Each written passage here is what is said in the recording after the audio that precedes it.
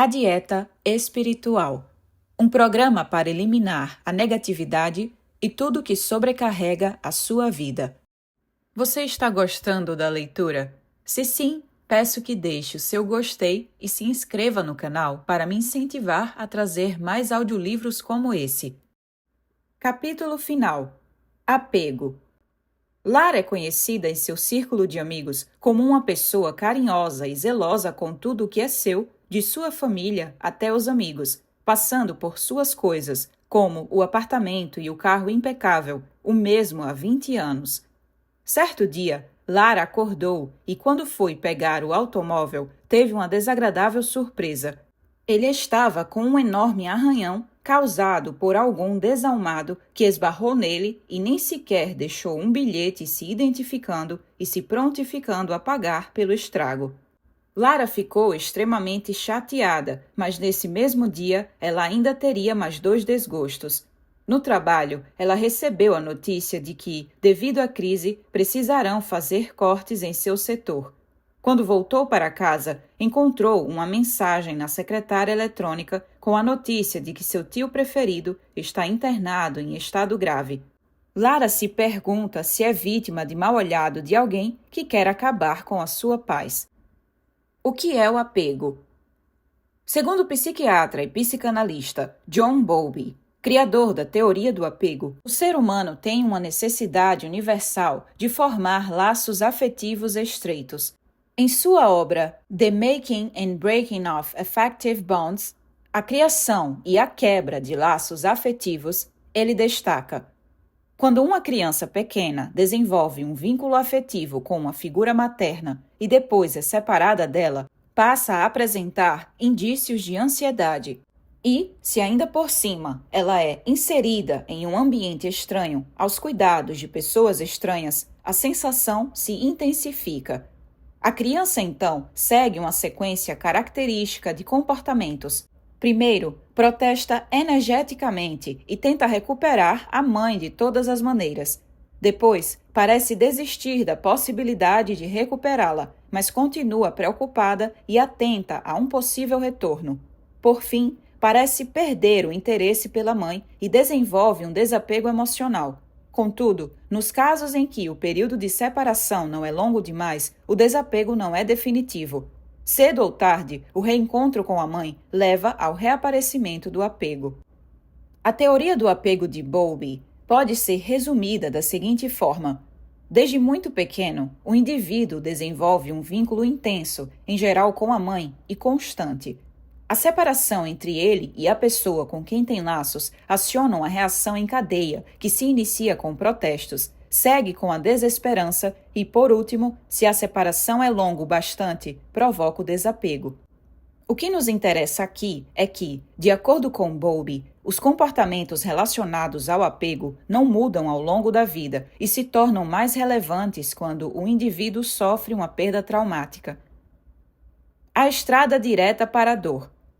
O livro A Consciência Sem Fronteiras, de Ken Wilber, estudioso das teorias orientais sobre o apego, apresenta uma reflexão lúcida sobre esse sentimento. O apego forma laços estreitos com o desejo, o que significa que a não realização do desejo causa dor. Logo, o apego desempenha um papel importante no sofrimento. Portanto, para interromper o sofrimento, é fundamental renunciar ao apego.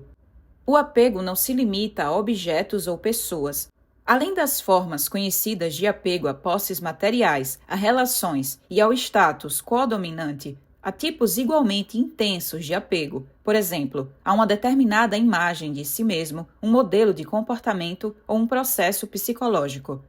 Segundo as disciplinas que estudam a consciência, entre os apegos mais fortes estão aqueles que nos causam o sofrimento e a sensação de falta de dignidade.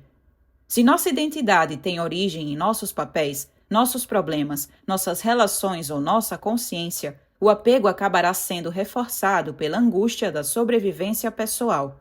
Se eu renunciar a tudo aquilo a que me apego, quem serei? O que serei? Bernardo Stamateles, autor do livro Emoções Tóxicas, aponta o apego tóxico como uma dessas emoções. Por que o apego emocional pode ser tóxico?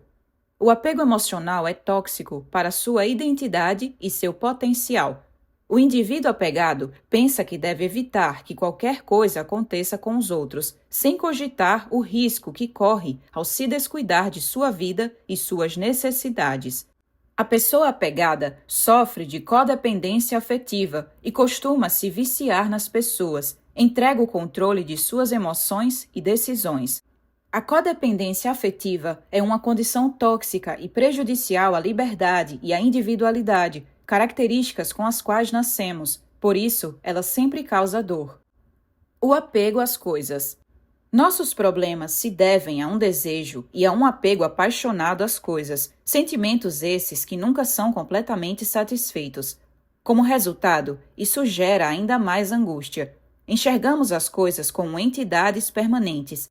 Quando nos empenhamos em obter esses objetos de desejo, usamos a agressividade e a competitividade como ferramentas supostamente eficazes, mas, no fim das contas, acabamos nos destruindo ainda mais.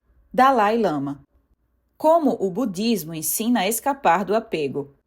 Buda não deixou nenhuma obra escrita. Seus ensinamentos foram transmitidos oralmente até serem transcritos, 4 séculos depois, no Cânon Pali.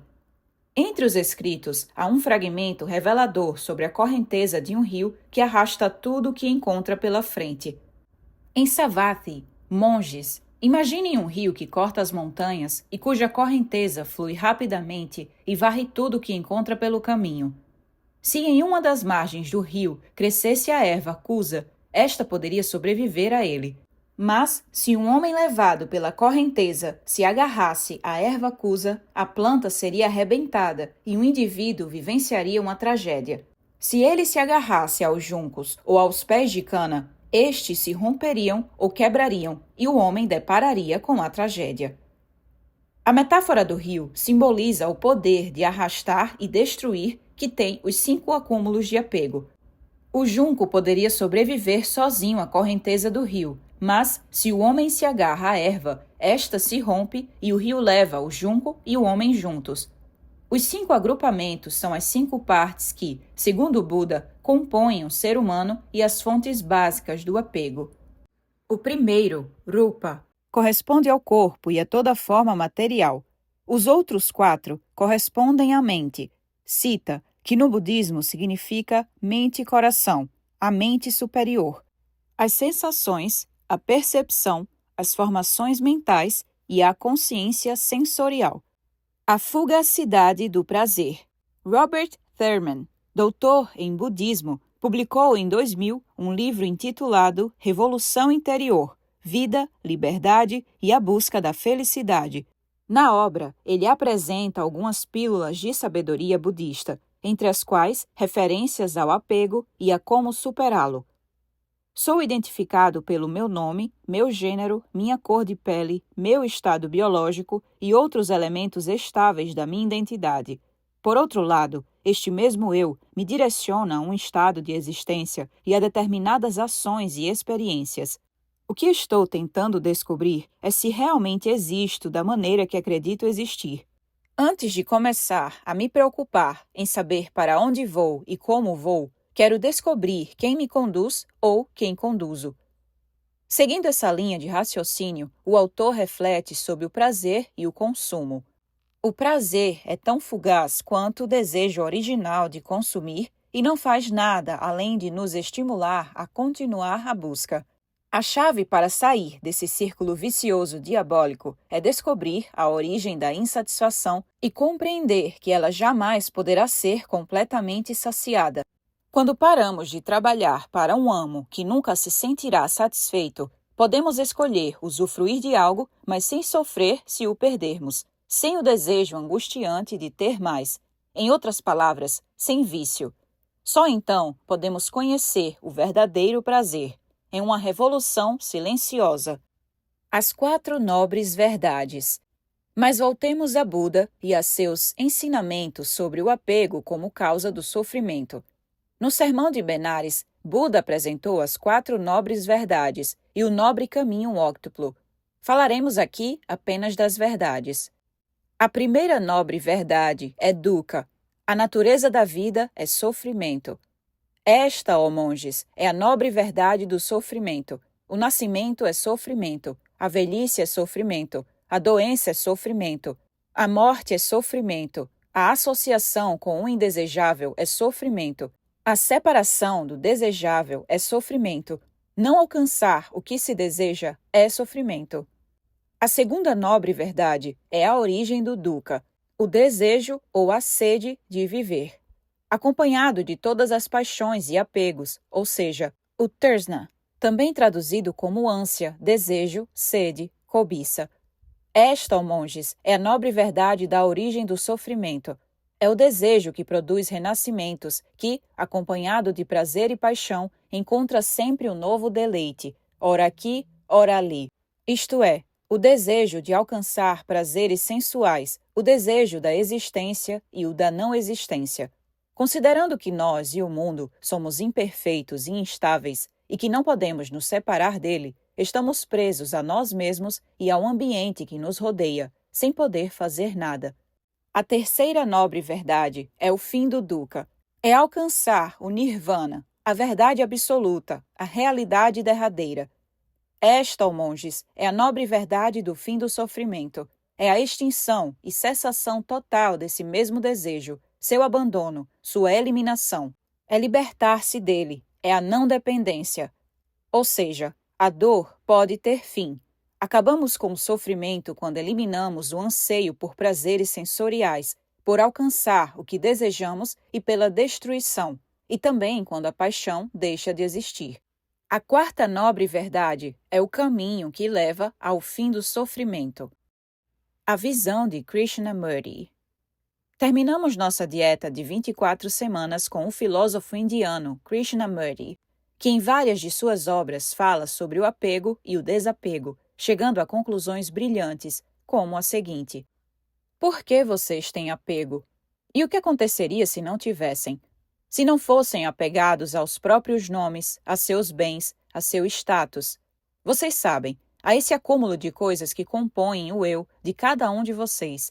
Seus móveis, seus carros, suas características e idiosincrasias, suas virtudes, crenças e ideias. Afinal, o que aconteceria? Se vocês não fossem apegados a essas coisas, achariam que são como nada, não é?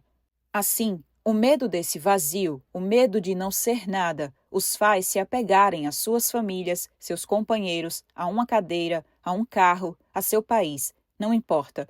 O medo de não ser nada faz a pessoa se apegar a algo, e esse processo implica conflito, dor. Porque tudo aquilo a que você se apega logo se desintegra, morre. Dessa forma, o processo de reter é doloroso. O medo da solidão, o medo de não ser nada, o medo do vazio, nos faz ter apego por alguma coisa. O apego causa dor, e para evitá-la, cultivamos o desapego. E assim, persistimos nesse círculo vicioso que é sempre doloroso, em que sempre há luta. Espero que você tenha aprendido e refletido tanto quanto eu, que fiz o papel de um simples lanterninha nesta jornada, com os mestres que tomaram conta destas páginas para nos ensinar a evitar atitudes e hábitos que abalam nosso bem-estar. Como mencionei no início do livro, Michelangelo afirmava que a beleza já se encontrava dentro do bloco de mármore e que, para revelá-la, ele só precisava retirar o que estava sobrando. Da mesma forma, quem guarda os ensinamentos deste livro já conta com tudo o que é necessário para ser feliz e enfrentar as inevitáveis adversidades da vida. Para isso, só precisa retirar as sobras. O que resta é felicidade. Cardápio contra o apego. Objetivo da semana. Número 1. Avalie suas relações com as pessoas e as coisas de que mais gosta. Elas estão baseadas no apego? Caso estejam, busque alternativas para começar a se relacionar com base na provisoriedade, como se o mundo pudesse acabar amanhã, mas sem renunciar ao amor. Número 2. Como trabalho de fim de curso, revise os 24 cardápios desta dieta espiritual e avalie quanto emagreceu com cada um. Número 3. Depois de terminar o livro, continue perdendo peso. Qualquer dieta é para a vida toda.